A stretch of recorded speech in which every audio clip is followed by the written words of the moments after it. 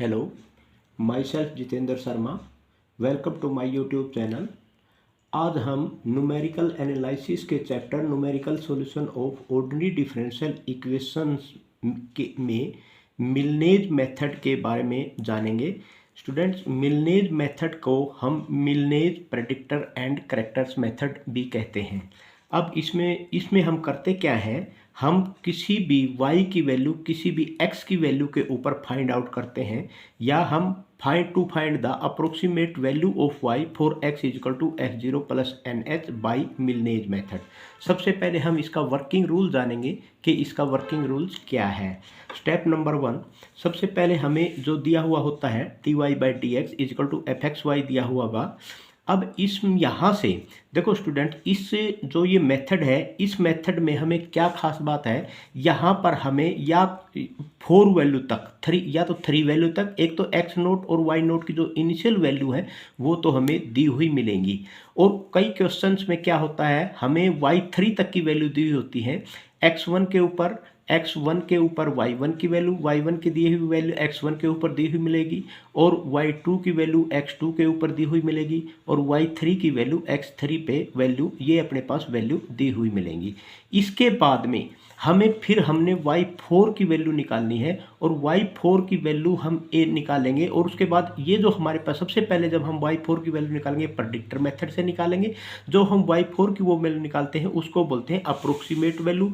फिर जो हमें y4 की अप्रोक्सीमेट वैल्यू हमारे पास निकल जाती है, उसके बाद फिर हम उसी एक करेक्टर फार्मूले का यूज करते हुए y4 की वैल्यू में ही इम्प्रूव करते हैं, तो उसे बोलते हैं इम्प्रूव्ड वैल्यू, मतलब करेक्टर मेथड से। तो जो हमें ये y1 y2 y3 की जो वैल्यू दी हुई मिलेंगी एट x1 x2 x3 की, कई बार किसी क्वेश्चन में क्या होता है, ये दी हुई नहीं मिलती। तो अगर ये दी हुई है तो वेल एंड गुड है, अगर नहीं दी हुई है तो फिर हम ये वैल्यू फाइंड आउट करेंगे उन फार्मूलों की वजह की हेल्प से जो हमने अब तक किए हैं। जैसे हमने पिकार्ड मेथड किया है, टेलर सीरीज मेथड किया है, और आइलर्स मेथड किया है, रुंगे-कुट्टा मेथड किया है, उससे हम इनको सोल्व कर लेंगे। अगर हमें कोई मेथड दिया है कि बाय यूजिंग दिस फार्मूला, तो हम वो फार्मूला यूज करेंगे। अदरवाइज हमारी मर्जी है, हम उसमें पिकार्ड मेथड यूज करते हैं या टेलर सीरीज मेथड यूज करते हैं। वैसे आपकी मर्जी है, आप कोई भी मेथड यूज करते हैं, लेकिन फिर भी पिकार्ड मेथड और टेलर सीरीज मेथड सबसे आसान पड़ते हैं, तो इसलिए आप इनका यूज कर सकते हैं। अब सब इसमें जो वर्किंग रूल है, मैं वर्किंग रूल के बारे में आपको समझाता हूँ। सबसे पहले वर्किंग रूल में स्टेप नंबर 1, स्टेप नंबर 1 में क्या है, तो यहाँ सबसे पहले हम निकालेंगे, जैसे अपने पास एक्स नोट और वाई नोट की वैल्यू दी हुई है, तो हम निकालेंगे वाई नोट। आपके पास पता ही है वाई नोट क्या होता है, एक्स नोट, तो ये वाई नोट की वैल्यू होगी। अब वाई वन क्या होता है, वाई वन होता है y x naught plus H.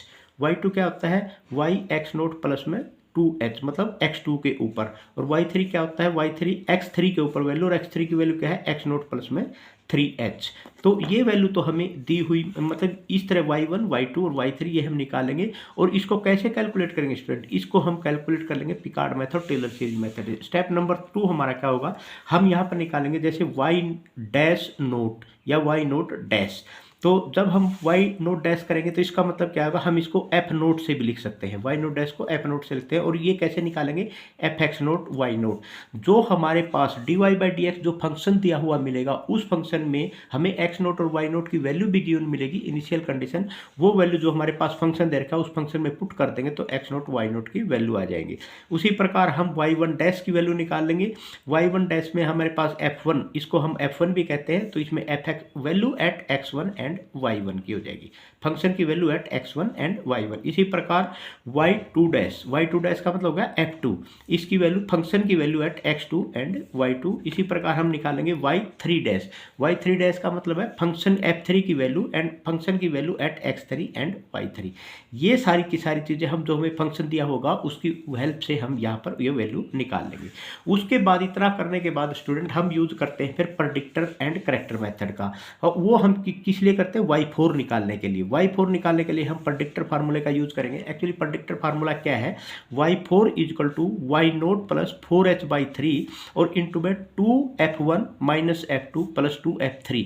ये आपने याद रखना है स्टूडेंट। इसको हम बोलते हैं अप्रोक्सीमेट वैल्यू। ये हम अप्रोक्सीमेट वैल्यू फाइंड आउट करेंगे।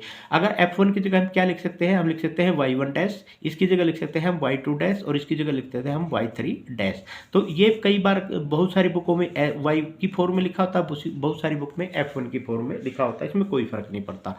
दूसरी बात, फिर हम यहाँ पर स्टेप नंबर 2, इसी में जो ये स्टेप नंबर 2 हमने कर लिया, अब उसके बाद हम करते हैं स्टेप नंबर 3। स्टेप नंबर 3, जैसे हमने यहाँ पर y4 निकाला, अब हम निकालेंगे y4 डैश। ये चीज़ आपने ध्यान रखना है, जैसे हमने यहाँ ऊपर ये निकाले थे इसी प्रकार हम यहाँ पर निकालेंगे y4 डैश।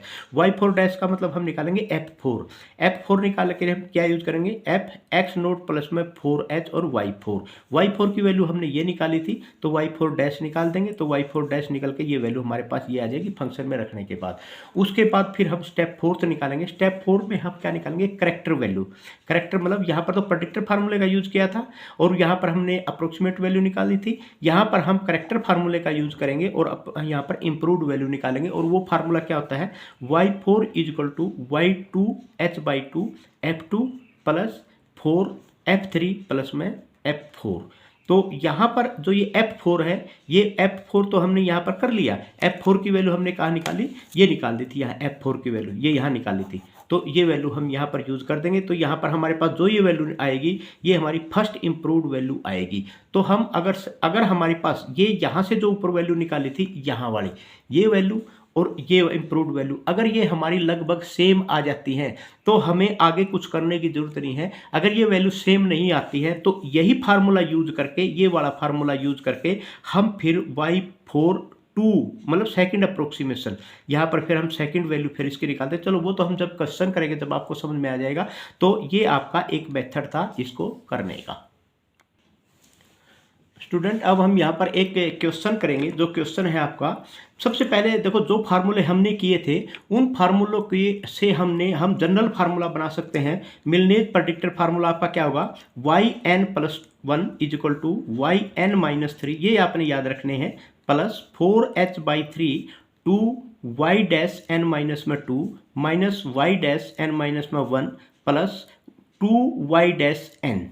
और इसके बाद फिर हमने इसमें करेक्टर फार्मूला बनाना है।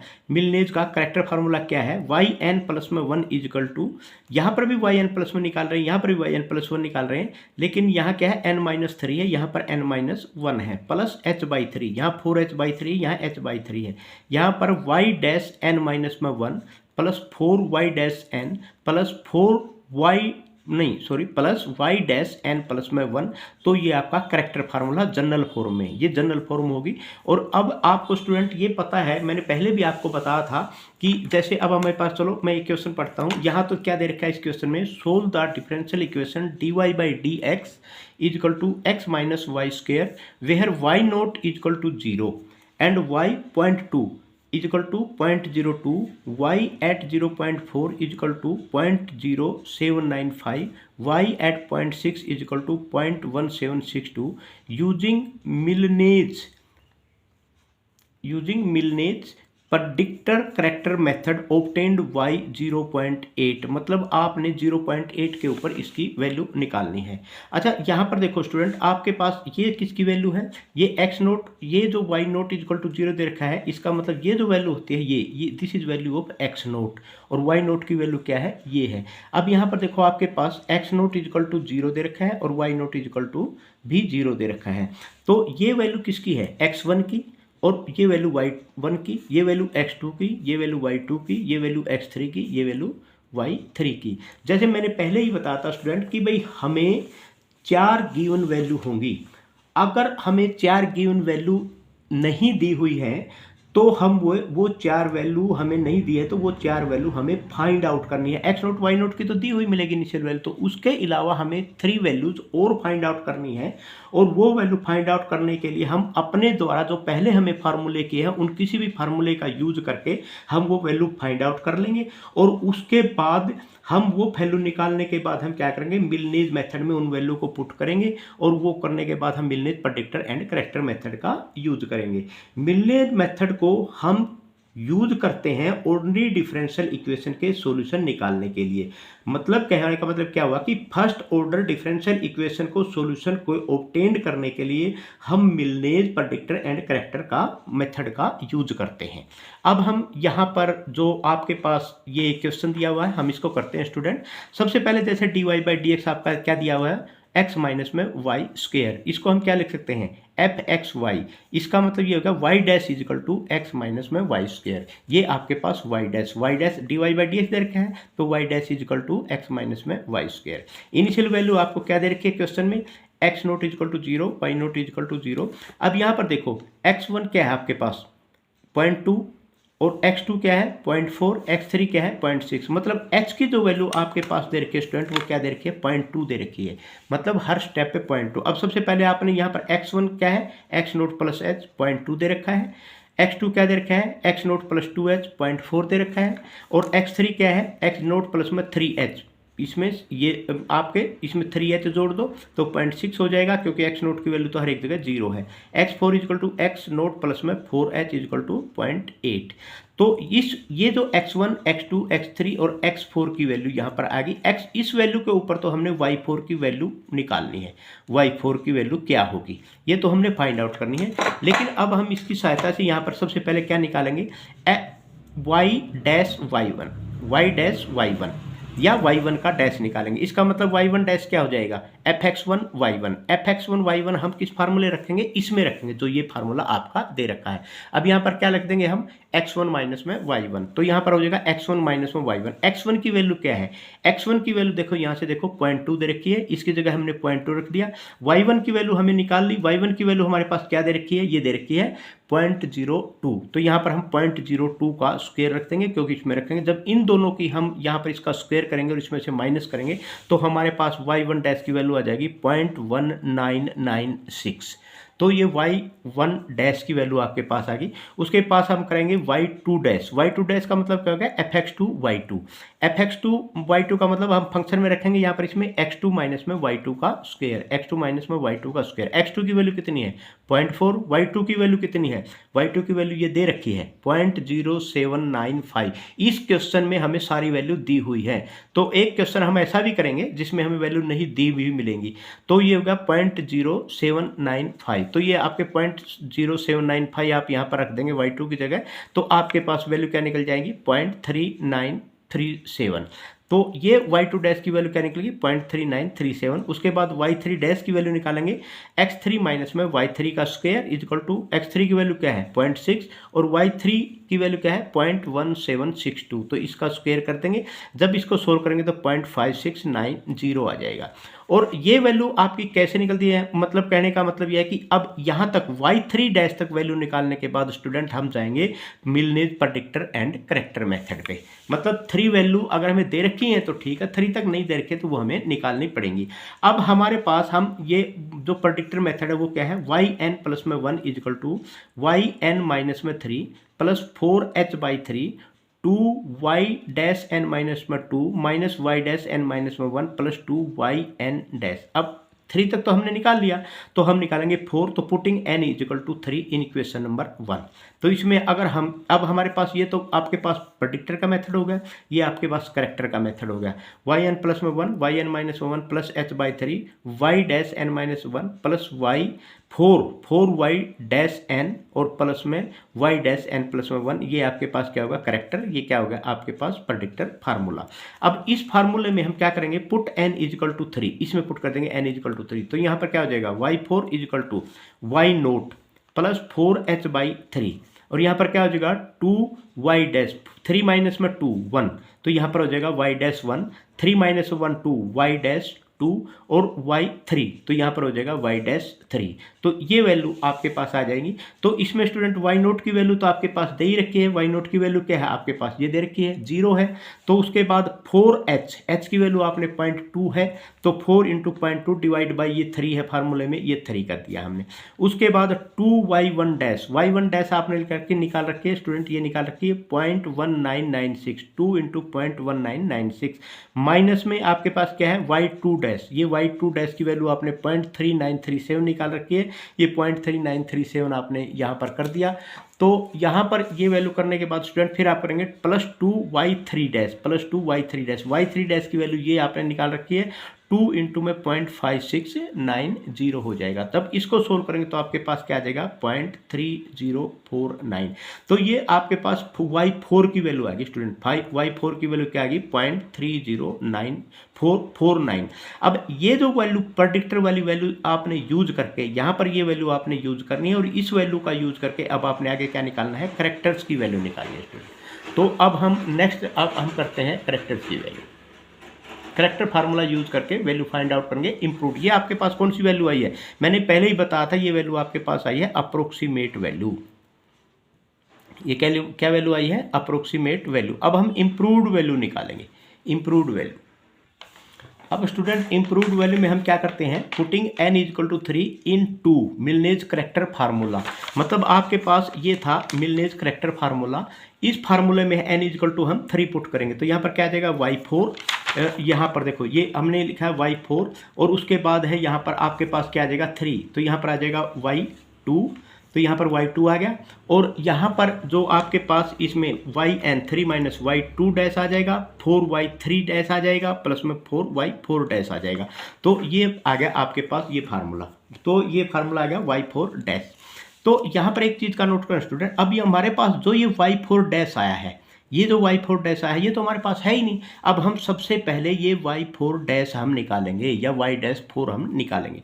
तो इसको निकालने के लिए फिर हम वही फार्मूला करेंगे जैसे y डैश किसके बराबर था, f(x) एंड y के बराबर था। अब y4 डैश किसके बराबर होगा, f(x4), यहाँ पर किसके बराबर x4 एंड y4 के बराबर होगा। तो हम ये फार्मूला यूज करेंगे, y4 डैश इजिकल टू क्या होगा आपके पास f(x4) y4। x4 की वैल्यू क्या है, x4 माइनस में जो फार्मूला आपके पास, जो आपके पास फंक्शन दिया हुआ है उसमें हम ये वैल्यू पुट कर देंगे तो y4 स्क्वायर हो जाएगा इजिकल टू x4 की वैल्यू, जो आपने y4 की वैल्यू जिस पे फाइंड आउट करनी है x4 की वही है 0.8 और y4, ये जो y4 डैश है, ये जो y4 डैश है ना जो हम निकाल रहे हैं, ये जो निकाल रहे हैं ये y4 की हेल्प से निकालना है। और y4 आपने क्या निकाला था, जो प्रेडिक्टर फार्मूले में वैल्यू आई थी 0.3049, तो ये हो गया 0.3049 का स्क्वायर। जब इसको सोल्व करेंगे आपके पास आ जाएगा 0.7070। अब ये जो वैल्यू 0.7040 यहाँ पर लिखेंगे y4 डैश की जगह पे, यहाँ रख देंगे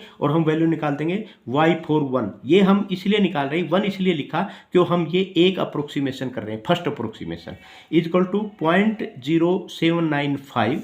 0.0795 आपके पास क्या है, y2 की वैल्यू है, प्लस h.2 है, डिवाइड बाई 3 हो गया और यहाँ पर y2 डैश की 0.3937 वैल्यू है, प्लस में 4 इंटू y3 डैश की 0.5690 है और y4 डैश की वैल्यू अभी आपने निकाली है 0.7070।